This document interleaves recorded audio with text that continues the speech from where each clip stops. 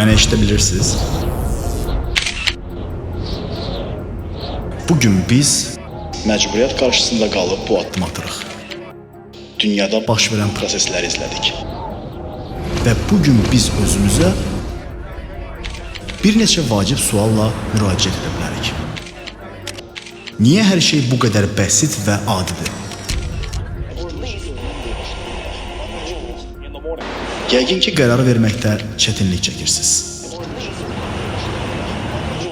Nə qədər çətin olsa da deməliyik. Vaxt gəlib çatdı.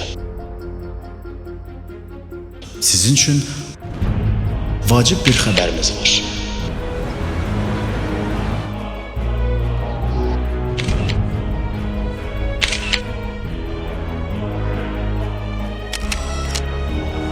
Bozbaş Pictures başlayır.